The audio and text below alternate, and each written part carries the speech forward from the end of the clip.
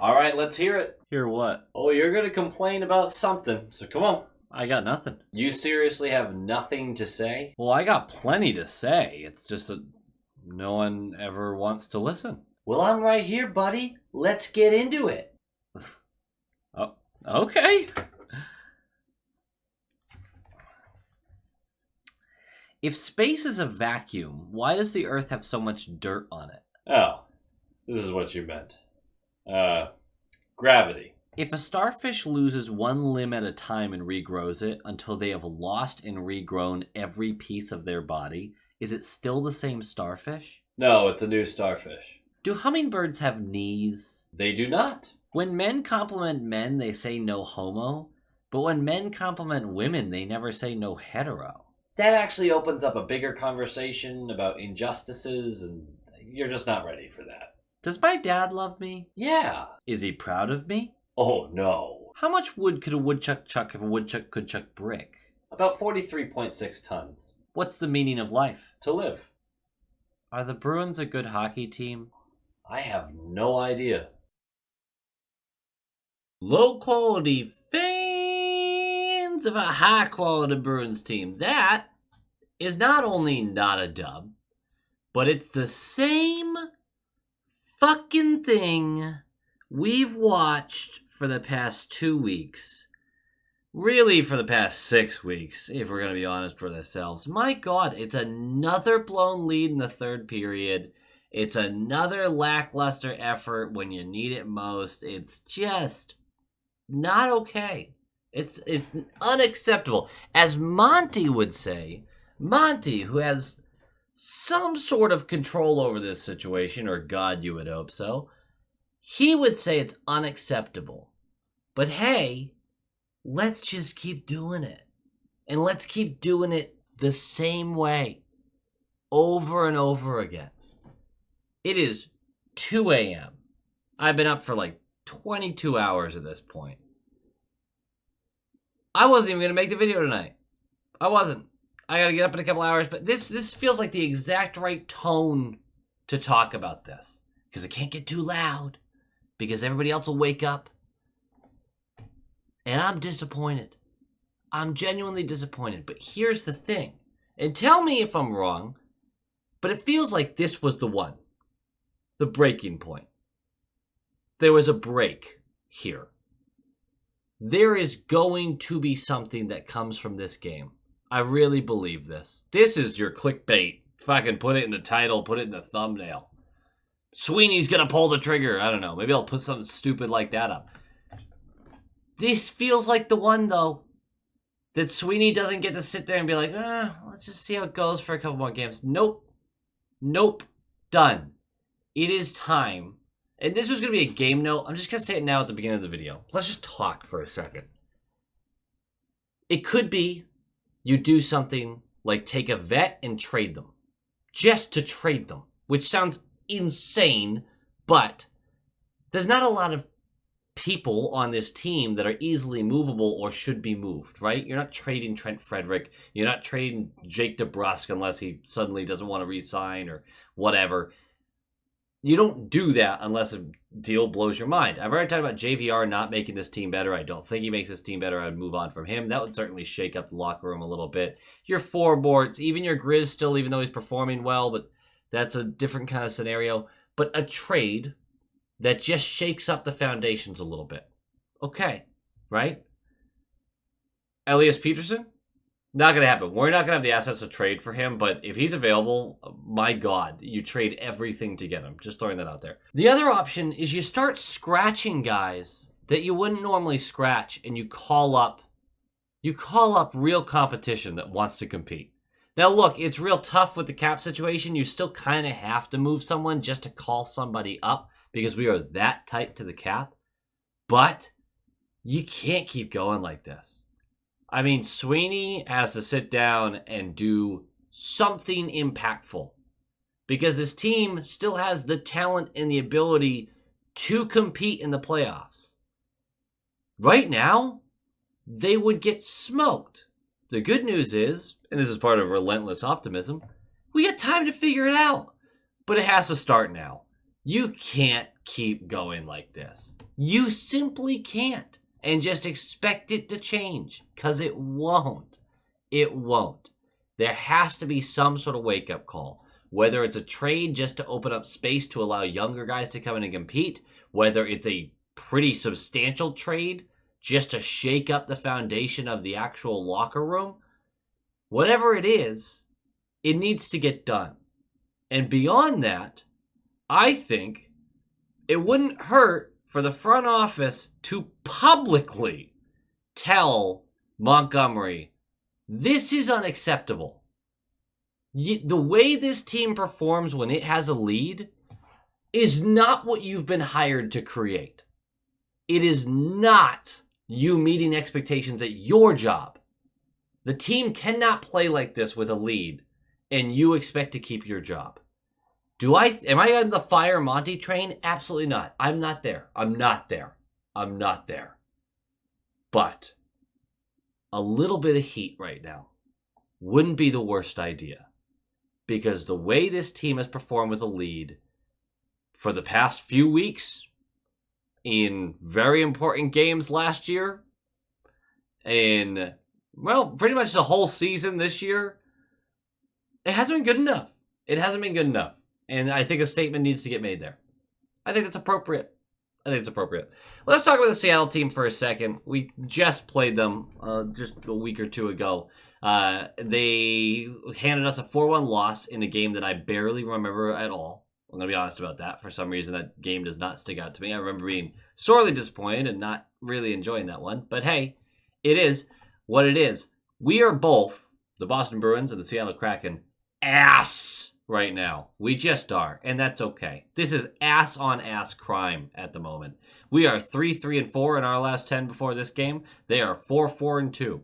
The Kraken continue to do a pretty good job of keeping the puck out of the net, limiting chances, ranking 10th in the league in goals scored against per game. That's good, I guess. They rank 27th in goals scored per game. That's not good. And that's actually improved because that was worse over the first 10, 12 weeks of the season. Yeah, yikes. That's them being better. And even when they've been a little better in the past couple of weeks at scoring, ranking middle of the league since early January, they are still 8-8-2 during that stretch. So 500 hockey. It's not like it's making that big of a difference. The team probably just doesn't have it this year. They had great finishing last year. They're able to roll lines, but hard to see them be a real playoff team without a little more star talent, which they have young guys that might step into those roles, but it's probably just not going to happen for them this year. Grubauer is going to get the start for them. For us, Forbort is scratched, finally, but not because he's bad at hockey. Because he's not bad at hockey. He plays in the NHL. He's one of the best hockey players in the world. He's just bad compared to NHL players. I think that's fair. No, he missed a meeting, so he's going to get scratched for this game, which honestly was a blessing because Wotherspoon, Shattenkirk, I liked it. Marchand, Coyle, Richard. That's right. Richard's going to get top line minutes in this one. DeBrus, Zaka, Pasternak, Heinen, Geeky, Freddie, JVR, Boquist, Brazeau, Grismack, Lohrei, Carlo, Wotherspoon, Shattenkirk, Olmark's going to get the start. If Richard being in the top 6 does not scream the point we've been making with this team is missing a top 6 guy, I don't know what does. That is yikes. That's yikes on bikes. Not good. Let's talk about this game. And you know what? Puck drops and the Bruins look great. They look great. You know, in the first period, they had 7 high danger chances for to 1 against. They were all over Seattle to start this one. And 5:53 in, it's a good bounce. That's what it takes sometimes. When Seattle tries to wrap the puck around our zone on the right wall, it deflects off of Boquist, and it's going to bounce its way to the middle of the ice where Shattenkirk doesn't collect. Sorry, let me fix that. No, he one-touches this cleanly and perfectly directly at the center of the ice to Pasta, who had fled the zone as soon as he saw this start. He gets a breakaway and just lifts this puck, glove side, 1-0 with less than 6 minutes in, and you feel great, and that's a 700th point in his career. Not too shabby. That's the whole first period in my mind. That's pretty much it. There's some chances here or there. I'm struggling to stay awake at this point. That's probably it, right? That's probably it. Second period starts. And again, the Bruins have looked so good in that first. And the second period starts, and it's not great. But it's not great because, well, I'm going to be real honest here. The refs really took control in the second period of this one. They did. Not in a good way. 3:03 in, Rizzo is going to go for hooking. We're going to go on the penalty kill. It is actually impressive how bad this call is. I don't even know how you make it. I never saw anything. Like, it wasn't even close. Either way, we're going to go to the penalty kill. It's a great kill until about 15 seconds left, where Ullmark takes 1 foot out of his crease to collect the puck, and he tries to clear it himself. And he clears it directly into the body of Eberle, who's skating by. It gets knocked down. Eberle gets to dunk it into the open net. So Ullmark's feeling generous. It's a 1-1 tie. Power play goal for them. We continue to allow a ton of power play goals. We just give them up every single game. 7:13 in. Carlo's going to go for cross-checking. It's a call. We're going to the penalty kill. And with 25 seconds left of the penalty kill, Bruins go for too many men. And that's a good call. There was too many men. So it's 5-on-3 for 25 seconds. And then $1.35 of 5v4 penalty killing. And we kill him. And with 6 minutes left, a DeBrusk Pasta 2-on-1. I highlight this because DeBrusk is functioning. He's functioning. He opts to shoot, which was the correct choice because Pasta was covered, the pass was covered. So he shoots, and it's a save, but it's just great that he actually took the shot, in my opinion. I get so sick when they over-defer to Pasta. Either way, save is made, rebound goes right back to him, and he beats him with the second shot, but he also beats the post. It goes posted out, and we're going to stay at ones. And with 2:52 left, the Bruins finally, waking back up, are going to get consecutive shifts in the offensive zone. And it looks like the Kraken are going to get a clear, but McAvoy, with swift hands, sheds Schwartz from the puck, and he smacks it back into the zone. Zacha chases it, collects down at the right corner, and as he circles behind the net, he sees the Pasta streaking in from the left side, tape-to-tape feed, Pasta buries it, glove side. It's 2-1. You feel great about it. And with 2:23 left, Geeky, he takes a puck to the side of the chin. He goes down the tunnel. You feel less great. Because even though I rag on Geeky and I get frustrated with him, first of all, human being, don't love to see that. Second of all, can't really afford to just lose guys mid-game right now. We need a full effort and to actually win some games. He would return, thankfully, though. But he took that puck right to the side of the chin. Nasty stuff. Third period starts. A 1-goal lead in the third period where we have held them to literally a dozen shots through the game so far. You've been the better team. Why now would you just... And it wasn't even that Seattle came out Kraken. Kraken. Anyway. The Bruins just stopped. They just stopped. The passes got sloppier. They just, I don't know, they were looking for free points. It was no sort of substance or structure or pressure or anything. They just stopped. And so Seattle takes over. And it's a complete shell for the Bruins. And 5:29 in, face-off win by Gord on the right dot. And Burakovsky jumps in, grabs it. We collapse on him. He sees Vince Dunn over on the left side. He's going to shovel it to him. And Dunn, through traffic, chop, cheese, glove, amazing. Good for you, 2-2. Go fuck yourself. Ugh, I'm so sick of blowing leads in the third period. I'm so sick of it. So dumb. 8:28 in, Geeky, what the fuck, brother? A blatant trip in the middle of the ice. And by the way, I'm not super mad at the refs for the bad calls against the Bruins. Those happen. I am kind of annoyed at them because they spent a whole game acting like the Kraken hadn't done anything after high sticks and cross-checks and trips, and they just wouldn't call anything. Anyway, Geeky with a blatant trip in the neutral zone. There's no reason to make this play. We're going to go to the penalty kill. In an unbelievable moment, when Bruins defenders collide in front of Ullmark, the puck gets spun around. Ullmark windmills, legs in the air, knocks a puck down. It sits in the open crease. Looks like Seattle's going to swipe it into the net for a lead. Doesn't happen. Pings off the bar and out. It's just a crazy bounce after crazy bounce. Went 40 feet in the air. It was just a heart stopper of a moment, and no one enjoyed it. No one did. No one. It was awful. 9:13 in. As the penalty expires, and Seattle is blatantly playing with 6 players at this point. It's too many men for like 10 seconds.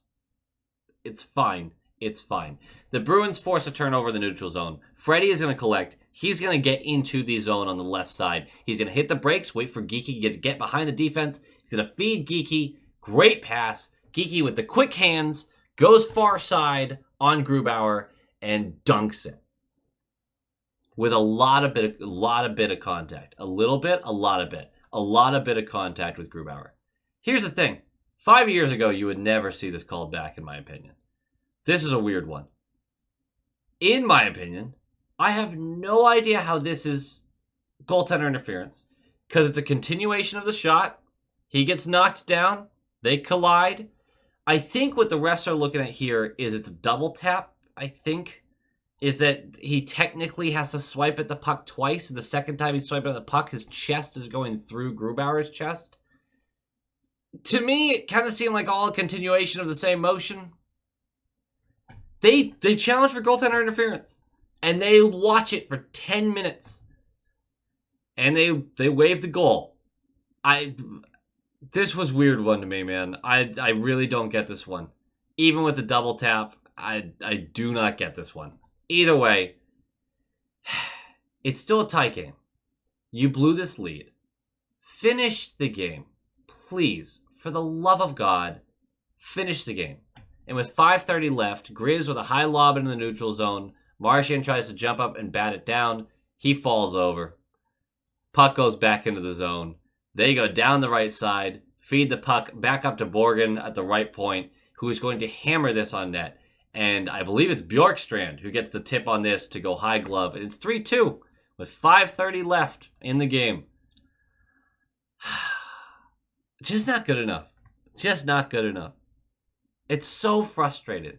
It really is. 4:45 left. They finally call something on the Kraken. It's Eberle for tripping. It's a bad call, too. So there you go. And we score a clutch power play goal. I thought it was Pasta's. They threw hats at everything, but actually we get set up. Puck gets over to Pasta, who's in the right dot. Yep, the opposite dot he's usually at. And he's going to pick low blocker. I think this is where he was shooting, but it does glance off of Coyle and goes in, bottom pinging in. And it's 3-3. Power play goal. 8 seconds left of that power play. We score on it. We're going to go to overtime. I'm so sick of overtime. I'm so sick of overtime. DeBrusque gets stoned on a breakaway. Beniers gets stoned by the post on a really nifty play trying to beat Olmark. We're going to go to a shootout. It's not worth going through the shootout because the Bruins did exactly what you thought they would. Anybody who tried, the puck bobbled off their stick, which was McAvoy. And for Coyle and Pasta, easy glove saves. Just shots from a few feet out. Nothing clever, nothing crazy. Yamamoto gets the one goal. He started the whole shootout too. He goes down the right side, scoots into the slot, and goes across the body of Olmark to get him low glove. And that's your loss. That's your shootout loss. And I've already kind of did a game note, a big game note. I do want to say the little positivity here is Wotherspoon Shattenkirk was the best third pairing I've seen in months. That was a strong third pairing. I'd like to see that continue. Richard tried on that top line. That's as good as I can give him. And it's really nice to see Zacha, who is affecting the game positively, I think. Even when he's snake-bitten and can't score. He really is all over the ice. And he's making some plays. And his assists are in there. Like, he's doing a good job. He just, man, anytime he shoots, you have no faith it's actually going to hit the net. Either way, I'm tired. I'm bleh. This was not a good game. It's not the end of the world. But Sweeney is going to make a game-changing move. He has to. I just don't see how you don't. You either have to free up some space or you have to move someone that shocks the room. Because this is beyond a point of going, it'll be fine. It won't be fine. You need to make a change. There has to be a change. Simple. Go Bees. Go Bees! Once again, guys, thank you so much for watching, but it is time to give a shout out to our high quality inspectors. We've got our top line tier inspectors. We got Brock Nope, Han Slomo, Coach D, the Bugman, the Atomic Lizard, Bradley Johnson, Aaron Adams, Just Aaron, Darren Woodbury, Brett Arney, Pinsen, and Nick Citrullo. Thank you guys so much for your support. It is greatly appreciated. And of course, massive props to these absolute stallions, the all-star tier inspectors. We have Bruins Smash, Jason Ozzy, Bruin Connolly, Hyle E. Coyote, Adam Ella, Jonathan Harvey, Joel, Abraxion, Jacob Pratt, Tupton D. Tashi, D.A. Kingery, The Only Newts, A Tasty Snack, Doots42, and Jeremy. You guys are absolute studs. I can't thank you enough, and go Bees.